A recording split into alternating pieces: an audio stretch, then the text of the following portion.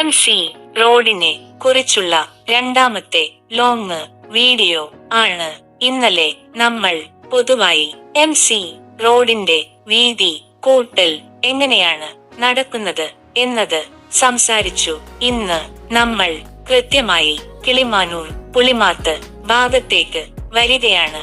ഇപ്പോൾ ഈ ഭാഗത്ത് MC റോഡിന്റെ നിലവിലെ വീതി സ്ഥലത്തെ അവസ്ഥയെ അനുസരിച്ച് 15 മീറ്റർ 20 മീറ്റർ ഇങ്ങനെ വ്യത്യാസപ്പെടുന്നു. പുതിയ DPR തയ്യാറാക്കിയപ്പോൾ ലക്ഷ്യം വച്ചിരിക്കുന്നത് ഏകദേശം 22 മീറ്റർ വരെ വീതി എത്തിക്കാനാണ്.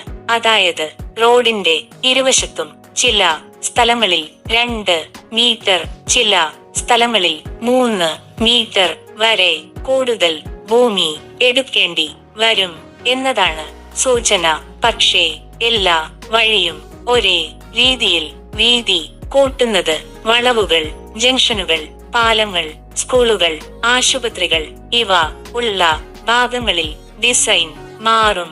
അതുകൊണ്ട് കിളിമാനൂർ പുളിമാത്ത് എന്ന പേരിൽ പറയുന്ന എല്ലാ സ്ഥലത്തും ഒരേ അളവിൽ ഭൂമി പോകില്ല.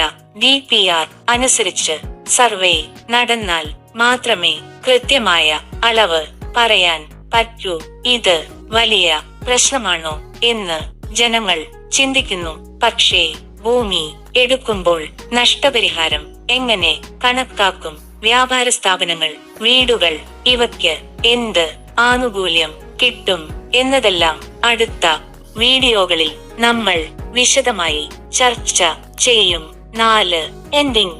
ഇത് MC റോഡിനെ കുറിച്ചുള്ള ആദ്യത്തെ വിവരമാണ്. തുടർന്ന് വീഡിയോകളിൽ ഡീറ്റെയിൽസ് വരുന്നുണ്ട്. അടുത്ത വീഡിയോകൾ കാണാൻ ഭാരത് പബ്ലിക് മീഡിയ ചാനൽ എല്ലാവരും സബ്സ്ക്രൈബ് ചെയ്യുക.